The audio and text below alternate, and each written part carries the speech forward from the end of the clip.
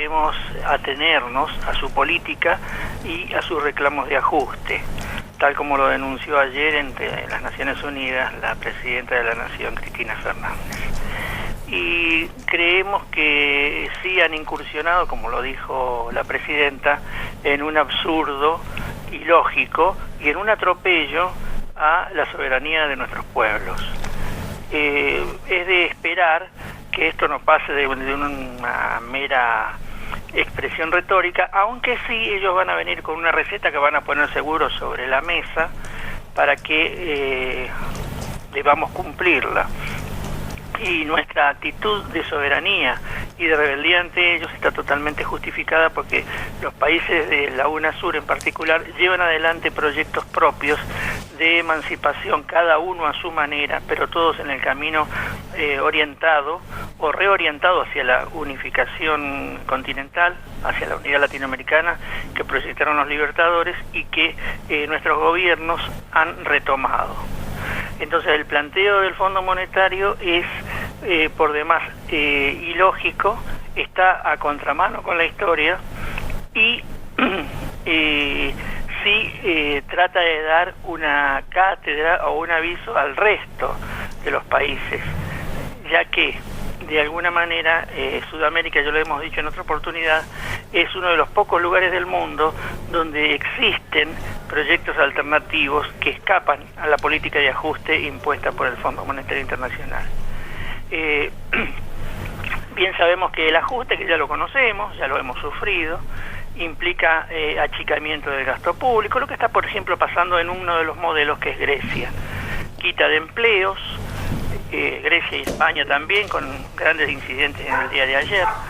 Así que achicamiento del empleo, baja de salarios para los que quedan con empleo, y una hegemonía, diríamos, prepotente de los grupos financieros sobre los estados y sobre las poblaciones de estos estados.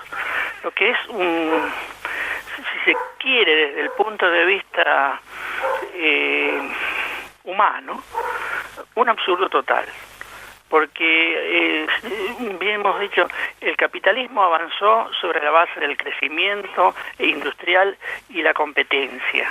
El capital financiero actuaba como un apoyo para que cíclicamente, en base a avances tecnológicos y a acumulación de capital, se vuelvan a dar los nuevos ciclos.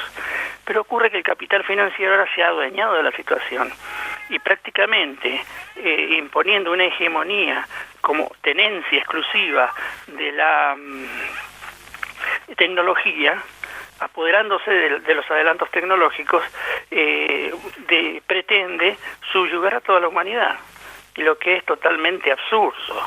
Esto escapa a toda lógica desde el punto de vista de la condición humana. Así que sabemos que eso no tiene mayor proyección histórica, pero sí en el tiempo, dado la hegemonía que ellos tienen, es indudable que hacen daño.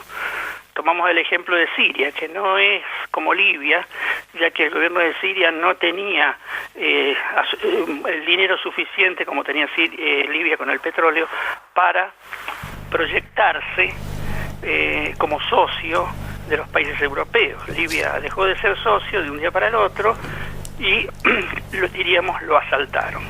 Hoy Siria es otro país que no estaba dentro de la esfera de la obediencia, le crearon una oposición interna, la armaron y ahora han generado una guerra civil en la que están detrás las potencias europeas y de alguna manera también, por supuesto, Estados Unidos e Israel para acabar con ese país desobediente.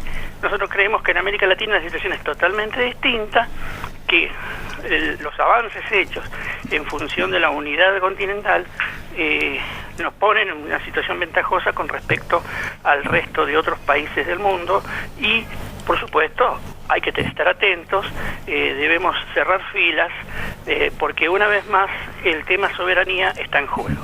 Alfredo, ¿cómo te va? Buen día, ¿cómo estás, Julio? Volviendo al tema del discurso de la presidenta, fíjate que una cuestión que ella no tocó con mucho énfasis fue la cuestión del proteccionismo, Sí. Porque seguramente se miran con Dilma y ya saben a dónde tienen que poner más énfasis cada una. Lo había tocado abiertamente Dilma Rousseff, reprochándole a los países más desarrollados y a los organismos que los protegen de que tratan a los países emergentes de proteccionistas, cuando en realidad lo que hacen estos países es defender el empleo y también sus propias industrias, ¿verdad? Claro que sí. Lo que desconocen siempre, y es un lugar común, y acá en la crítica terrible al cepo cambiario, el cepo aquello otro, la falta de libertad, que no se puede conseguir ningún producto importado, todas esas cosas que se dan como una mala praxis.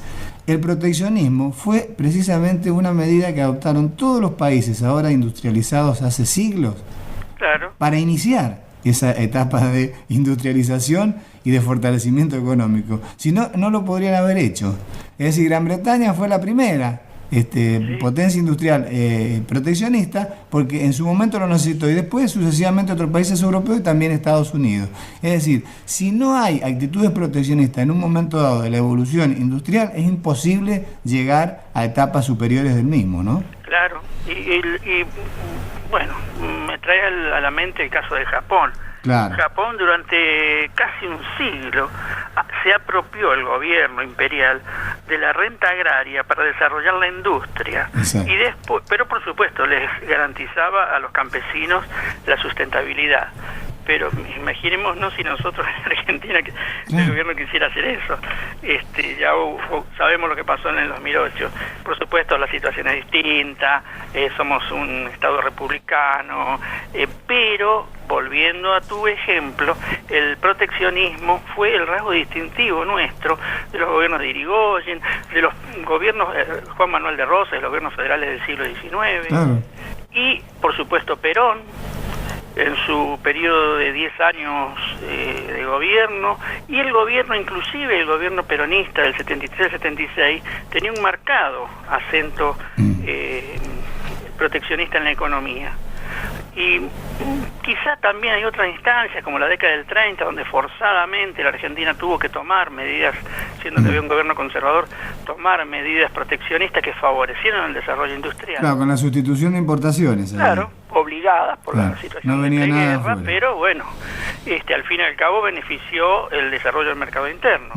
Y ahora, desde el 2003, que a raíz del espanto que nos tocó vivir en los 90, rematado con los acontecimientos del 2000-2001, hemos aprendido a que si cuidamos lo nuestro, podemos tener trabajo, podemos tener crecimiento, podemos tener inclusión social y podemos vivir realmente en democracia. O sea, que los derechos del pueblo estén garantizados. Así que estas recomendaciones que vienen de estos gurúes, siempre recordamos al tristemente indio Anouk Singh, que nos venía a decir, le venía a decir al gobierno argentino cuántos empleados tenía que echar y cuántas empresas tenía que destruir para poder garantizar el pago a ellos. Y se lo recibía como un prócer, Alfredo, ¿no? Sí, sí.